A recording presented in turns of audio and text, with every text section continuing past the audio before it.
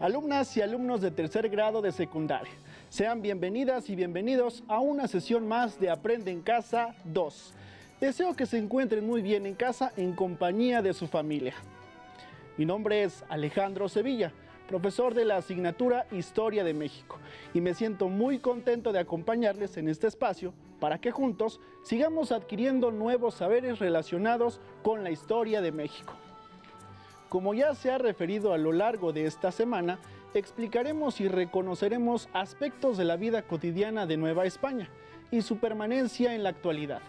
Pilar Gonzalo Aispuro señala en Historia de la vida cotidiana en México que la historia de la vida cotidiana se refiere a la evolución de las formas culturales creadas por los hombres en sociedad para satisfacer sus necesidades materiales, afectivas y espirituales. Antes de iniciar, les exhorto a que sigamos practicando las medidas de prevención, el lavado de manos con agua y jabón por lo menos durante 20 segundos, mantener la sana distancia, alejándonos 1,5 metros de las demás personas y usar el cubrebocas correctamente, es decir, protegiendo nariz y boca. De esta forma, contribuimos a prevenir el contagio.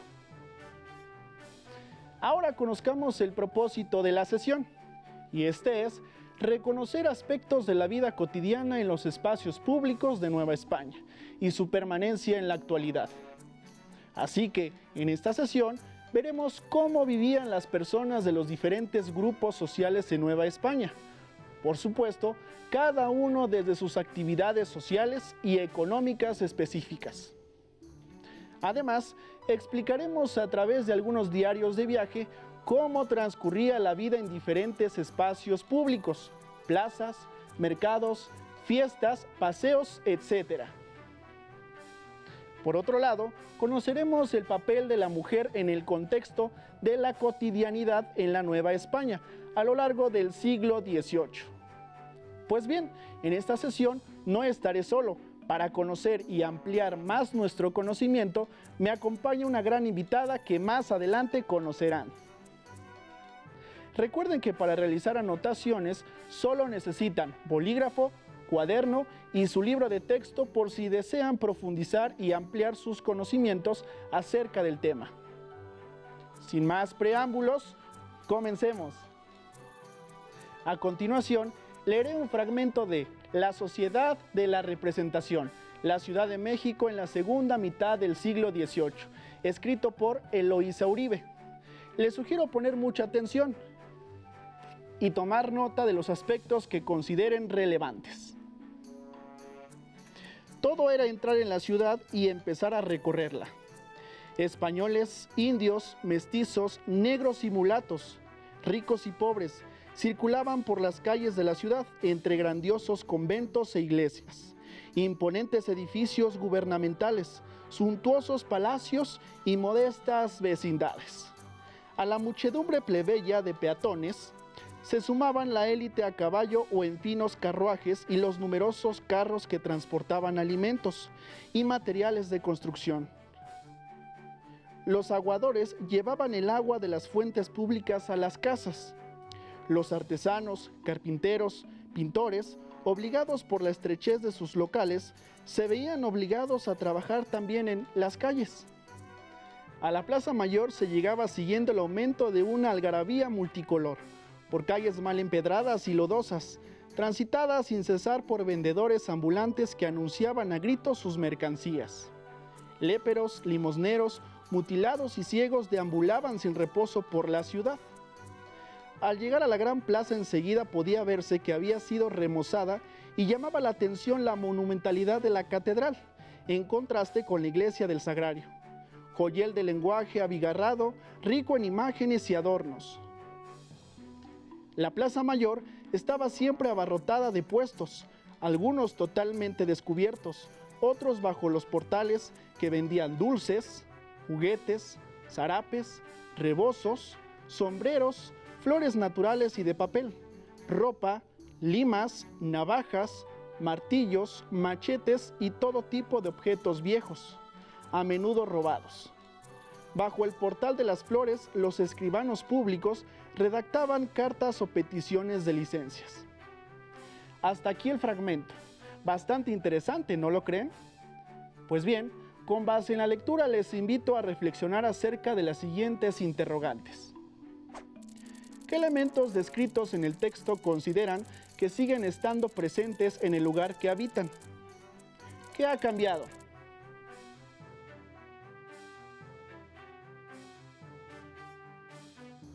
Para entrar en materia a nuestro análisis, quiero que observen las siguientes imágenes e intenten responder a las preguntas. ¿Qué lugar es? ¿Qué construcciones pueden identificar? ¿Qué ha cambiado? ¿Qué ha permanecido? ¿Qué lugar es? ¿Qué actividades realizan las personas? ¿A qué grupo social creen que pertenezcan? ¿Cómo están vestidas? ¿Qué actividades realizan? ¿Cómo es su vestimenta? Estoy seguro de que recuerdan que en la sesión anterior se habló de la vida cotidiana en la Nueva España, particularmente respecto al vestido y la comida.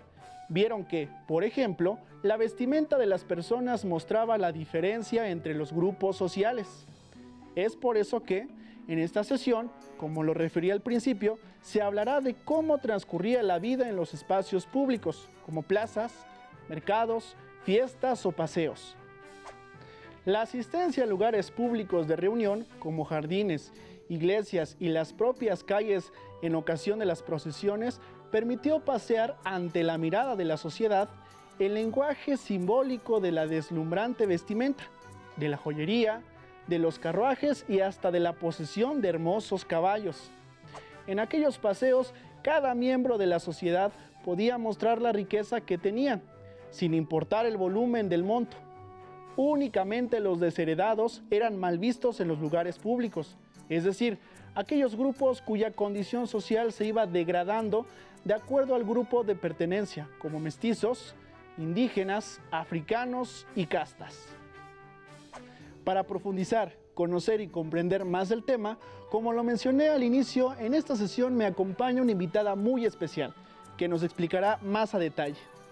Ella es Angélica Noemí Juárez Pérez, profesora de Historia por la Escuela Normal Superior de México, maestra en Desarrollo Educativo por la Universidad Pedagógica Nacional y actualmente adscrita al Instituto Nacional de Estudios Históricos de las Revoluciones de México. Bienvenida, maestra. Muchas gracias por aceptar acompañarnos en esta sesión para que las alumnas y los alumnos conozcan más de nuestro pasado cotidiano. Encantada de estar en este espacio. Gracias por la invitación. Maestra, antes de profundizar en el tema, ¿le gustaría hacer alguna precisión sobre lo que debemos entender por vida cotidiana? Por supuesto. Estudiar la vida cotidiana es mucho más complejo de lo que puede parecer a simple vista. Aunque seguramente todos entendemos qué es lo cotidiano, es decir, todo lo que vivimos día a día. La cuestión es comprender que todas estas prácticas que podrían parecernos rutinarias están influenciadas por un contexto personal, inmerso dentro de un contexto en común, es decir, la sociedad. Las creencias, prácticas, tradiciones y valores se incluyen en el estudio de lo que es lo cotidiano, porque nos permiten acercarnos a la psique individual y colectiva a través de la cual podemos entender y explicar los hechos históricos, el pasado y nuestro presente. Interesante. Al mencionar psique se refiere a lo que pensaba el individuo y por lo tanto la sociedad. Ya entendiendo la idea sobre lo que significa vida cotidiana, ¿cómo iniciaba un día normal en Nueva España durante el siglo XVIII? Tratar de pintar un cuadro general del día a día de la Nueva España es una tarea complicada, gracias al abanico multicultural que la componía. Indígenas, españoles, el clero, los seculares, los aristócratas, la gente de a pie, los artesanos, mineros, peones, etc. Tenían realidades diferentes acorde a su estatus, actividades económicas y ubicación geográfica, que determinaba su cotidianeidad. Sin embargo, lo que todos tenían en común era el fervor religioso, conformando una nación católica bajo la protección del Estado español. De este modo, la vida diaria de la gente de la Nueva España giraba principalmente en torno a las celebraciones religiosas, fiestas patronales, procesiones, autos de fe, misas, matrimonios, sepelios y demás. Seguían fervorosamente el calendario litúrgico. Muy probablemente el inicio del día al día iba acompañado de alguna plegaria para pedir la protección divina, encomendando su vida al santo de su preferencia, mientras se prendía el carbón y la madera para hacer la comida del día. Seguramente recuerdan la relevancia e influencia de la Iglesia Católica en la sociedad de la Nueva España, ¿cierto? Hablando de celebraciones, ¿cuáles eran las fiestas más importantes para la población novohispana? Entre las principales celebraciones que tuvieron lugar en el virreinato se encuentran las de Pascua, Cuaresma, Corpus Christi, Santa Cruz, Navidad, Epifanía y las que estaban dedicadas a los patronos de cada lugar. En estas últimas, la población de cada ciudad, villa, pueblo, parroquia, cofradía u orden religiosa dedicaba varios días a enaltecer a su santo patrono, o tenían lugar procesiones y actos multicolor propios del barroco que caracterizó a la Nueva España durante casi 3 siglos. En dichas fiestas, que reunían a un considerable número de personas, se hacían procesiones en las que se daban cita niñas, niños, mujeres y hombres. Había música, baile, danza, comida, bebida, fuegos pirotécnicos, uso de disfraces, entre otros eventos que se habían planeado y preparado a lo largo de un año. Todo con lujo de detalle y gran dedicación. ¿Se imaginan ustedes la amplitud de dichas celebraciones en aquella época? Maestra, vaya que nos está compartiendo datos muy interesantes. Maestra, ¿qué nos puede decir acerca de los días de mercado? La diversificación en la economía se reflejó en las distintas regiones del virreinato. El comercio se daba a varias escalas. En el caso de los mercados, los cuales formaban parte de la vida cotidiana de la sociedad novohispana, lo mismo lo había de grandes dimensiones a menores. La gente podía encontrar fácilmente lo que buscaba gracias a su disposición, por tipo de producto o mercancía. Se podían comprar alimentos frescos, pescados traídos de lagunas próximas al sitio de venta, carne de res, pollo, de cerdo, etc., así como frutas y verduras de temporada, entre otros bienes. Si bien existía una jerarquía entre los tenderos y los dueños o encargados de los puestos en función de la calidad de sus mercancías o posición económica. Cajoneros, alaceneros, vendedores al viento o puesteros arrimados, así como de los clientes. No obstante, era una realidad el encuentro, las relaciones comerciales y el intercambio de producto entre las diferentes clases sociales de aquellos días.